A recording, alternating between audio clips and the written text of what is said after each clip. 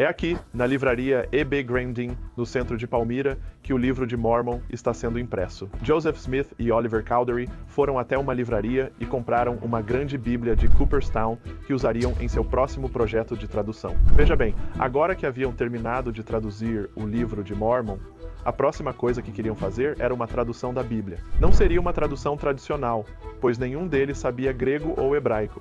Mas o livro de Mormon havia dito que muitas coisas claras e preciosas haviam sido removidas da Bíblia.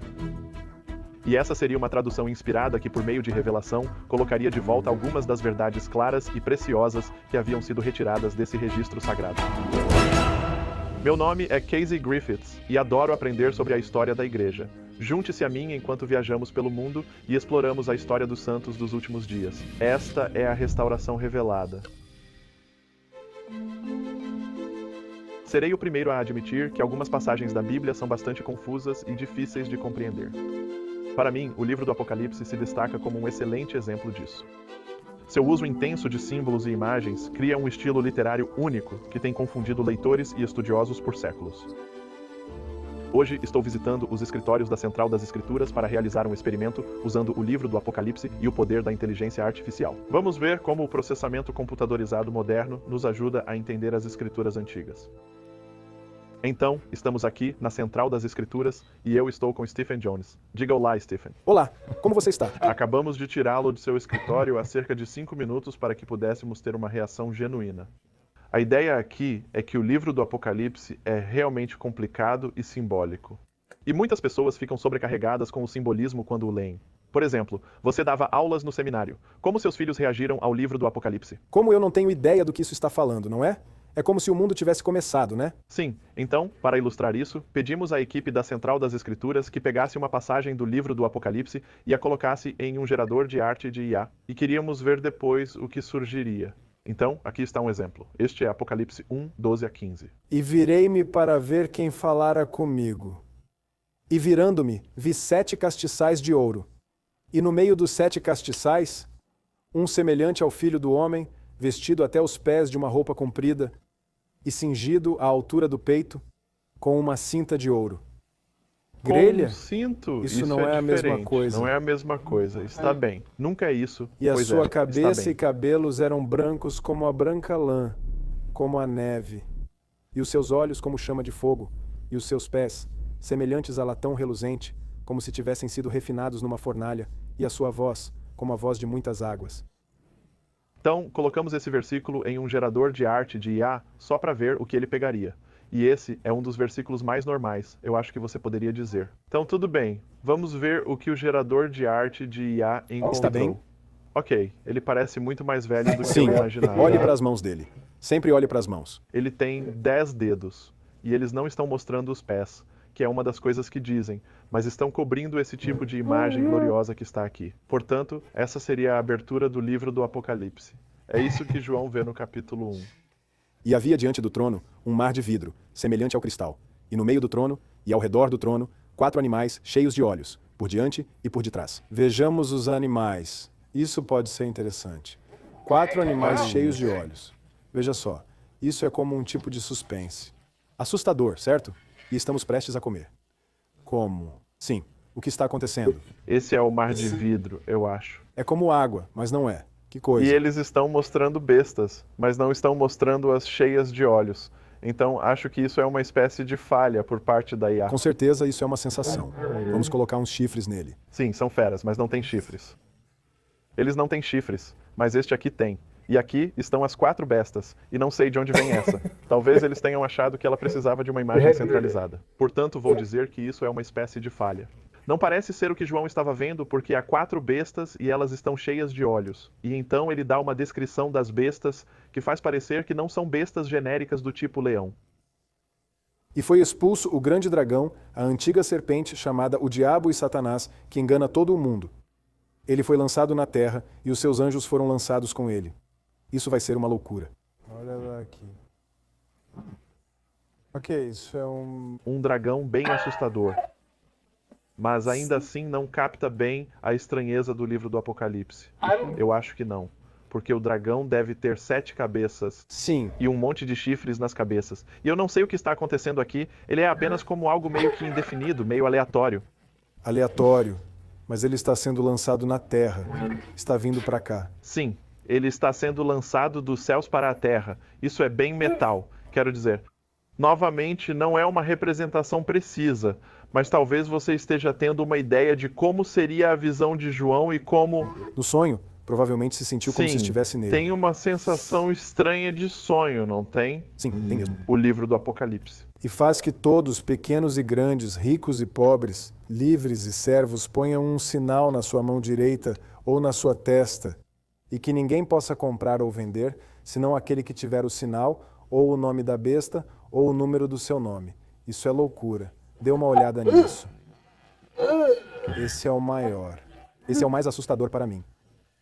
Esse foi, e mais assustador até agora, mas não estou vendo aqui, uma das passagens diz que há uma marca da besta. Ah, sim. Bem, acho que é a hora. É isso que deveria Isso é ser. interessante. Está em sua mão. Está segurando. Ser Mas mesmo? isso está no fundo? Nunca pensei nisso. Tipo, você está segurando algo. Na verdade, não está em sua mão. Você a está segurando. Parece que ele está segurando um tipo de taça ou algo assim. E essa é supostamente a marca da besta? Acho que sim, porque eu não sei, a marca da besta é 666. É essa mesmo. E eu, João, vi a santa cidade, a nova Jerusalém, que de Deus descia do céu, preparada como a esposa adornada para o seu marido. Está bem, isso vai ser interessante.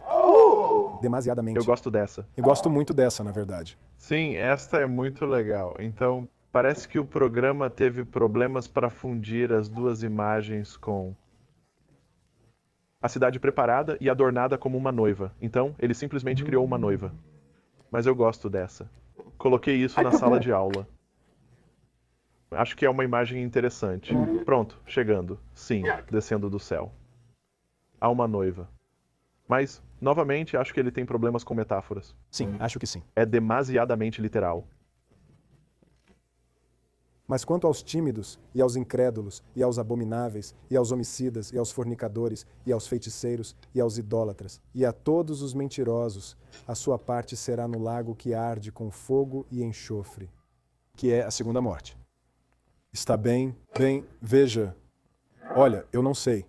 Enxofre. Sim, então há o lago com fogo e enxofre. Acho que não mostra nada aqui que os identifique como idólatras e assassinos e coisas assim, mas essa é a imagem do fogo do inferno. E é daí que eu acho que vem grande parte de nossa iconografia quando se trata De onde vem o céu e o inferno. Então, Stephen, quais são suas reações aqui? Eu acho que muito disso pareceu. Estava tudo bem, mas acho que posso ver como. Só de olhar para ele, literalmente, fica mais difícil entender o que ele realmente está tentando dizer. Sim. Essa é a minha reação inicial. Sim, e minha reação inicial é que até mesmo um programa de IA não consegue entender o que ele quer dizer. Software em torno das esquisitices do livro do Apocalipse. Mas há Sem algumas dúvida. imagens oníricas realmente bizarras que são difíceis. E é por isso que o Apocalipse sempre foi um livro intimidador. E também sempre foi um livro muito fácil de ser mal interpretado. É mesmo sim, verdade. Então, parece que quando muitas pessoas se tornam realmente apocalípticas em relação à Bíblia, elas se concentram no livro do Apocalipse, porque as imagens o levam a algumas direções diferentes. E uma das razões pelas quais a seção 77 é um grande problema é que ela não responde a todas as perguntas sobre o livro de Apocalipse, mas é como se ela lhe desse uma espécie de conjunto de chaves que você pode usar para desvendar o significado de muitas das imagens. E uma vez que você tem essas chaves, não é tão difícil entender o livro do Apocalipse. Não podemos desvendar o significado de tudo, mas pelo menos conhecemos os temas. Assim, sabemos o que João está querendo dizer. Isso é profundo. Ok, então vamos agora para um lugar com outro especialista. Obrigado, Stephen. E ele falará um pouco sobre quais são os temas e como usar estes temas para interpretar o simbolismo do livro de Apocalipse. Perto do centro de Salt Lake City, há um jardim de esculturas escondido que a maioria dos nativos de Utah não sabe que existe. O jardim foi criado em 1945 e foi a inspiração do empresário local Thomas Battersby Child. Ele apresenta 12 esculturas exclusivas e 70 pedras esculpidas contendo simbolismo relacionado ao Evangelho restaurado. É aqui que meu próximo convidado, o professor da BYU, Taylor Halverson, quer se encontrar e discutir algumas técnicas que podem nos ajudar a entender melhor o simbolismo encontrado no livro de Apocalipse. Olá, Casey. Obrigado por se juntar a mim aqui no Gilgal Gardens. Sim, Este é um lugar interessante.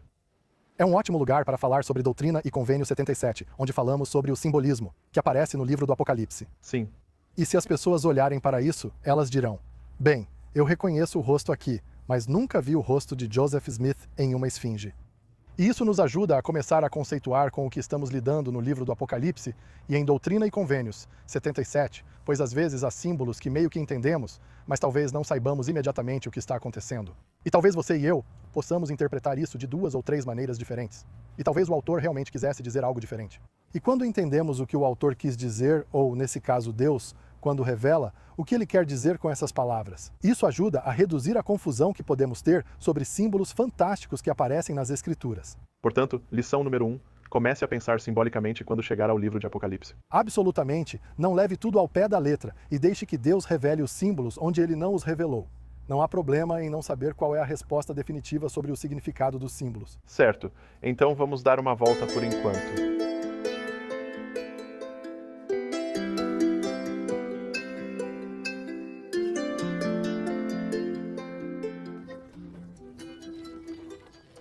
Por exemplo, se você olhar para essa obra de arte em particular, parece que temos 2 corações esculpidos ali. E você e eu podemos dizer que eles parecem corações, mas o que significam? E esse jardim deve representar diferentes passagens das Escrituras ou princípios do Evangelho. Sim, então eu olhei para isso e pensei, bem, um é claramente de pedra e o outro é mais cor de carne. Então, para mim, é a mesa de pedra e a mesa de carne de que Paulo fala no Novo Testamento. Ou outra abordagem poderia ser: Deus transformará o coração dos pais no coração dos filhos, do coração maior para o coração menor, e na verdade, não temos uma chave que nos diga exatamente como interpretar isso. Então, estamos basicamente vendo a mesma coisa, mas interpretando-a de forma diferente. E parece que Joseph Smith também não achava que tínhamos que saber tudo. Não, de fato ele compartilhou. O livro do Apocalipse é um dos livros mais claros que Deus já fez escrever. Sempre que Deus dá uma visão de uma imagem, besta ou figura de qualquer tipo, ele sempre se responsabiliza por dar uma revelação ou interpretação de seu significado. Caso contrário, não somos responsáveis por nossa crença nela. Não tenha medo de ser condenado por não saber o significado de uma visão ou figura se Deus não tiver dado uma revelação ou interpretação sobre o assunto. Portanto, parece que ele está dizendo que se Deus não nos disse o que algo significa, ele não nos responsabilizará por isso. Certo. Mas a seção 77 fornece algumas chaves que permitem que o livro de Apocalipse seja muito mais claro. Apenas algumas coisas que desvendam alguns significados básicos que nos permitem entender o que o livro está descrevendo e qual é o fluxo geral. Então, quais são algumas dessas chaves que nos são compartilhadas na seção 77 de Doutrina e Convênios? Bem, ela estabelece a ideia de que muito do que estamos vendo não é literal, é metafórico. Certo. Por exemplo, uma das primeiras coisas que é ensinada é que esses animais que eles veem são cheios de olhos e têm 6 asas. Que os olhos representam a luz e o conhecimento. E as asas representam o poder ou a capacidade de se mover, que é maior para o poder de Deus do que o que temos atualmente. E é útil se não soubermos esse significado, pois podemos não entender o que está acontecendo. Por exemplo, temos um arco de pedra que estamos prestes a atravessar. E ele está montado como uma pedra-chave. Na arquitetura moderna, normalmente não vejo muitos edifícios que usam pedras-chave. Por isso, é útil que alguém me ensine que na arquitetura antiga, as pedras-chave eram geralmente o ponto central que mantinha um arco unido. E também podem simbolizar uma restauração.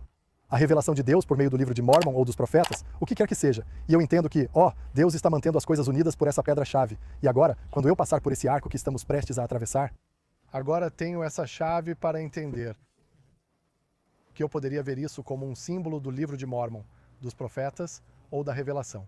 Caso contrário, é só um amontoado de pedras. Ou eu penso, essa é uma obra de arte pós-moderna interessante. Sim. Então, quais são algumas das outras chaves que a seção 77 nos dá sobre o livro de Apocalipse? Temos os 7 selos. E o interessante é que há uma ênfase no 6º e no 7º selos. Estávamos falando anteriormente sobre isso. Me fale mais sobre o que você está explicando. Sim. A seção 77, quando eles perguntam o que os 7 selos representam, é que eles representam 1000 anos cada um. 7.000 anos da existência temporal da Terra, o que não sabemos exatamente o que significa. Mas o primeiro selo representa os primeiros 1000 anos, o segundo, o terceiro, o quarto, o quinto, o sexto e o sétimo, e assim por diante. Portanto, os 4 cavaleiros do Apocalipse que as pessoas tiram do livro do Apocalipse são, na verdade, os símbolos dos primeiros 4 selos, nos quais eles representam as guerras que aconteceram, as fomes, as pragas, o dilúvio que acontece durante esse período. Mas como você disse, o livro passa a maior parte do tempo no 6º e 7º selos. Por que isso é importante? Bem, esse é o nosso tempo, certo? Esses são os últimos dias. Assim como toda essa arte que vemos aqui tem a intenção de evocar a alegria da restauração do Evangelho.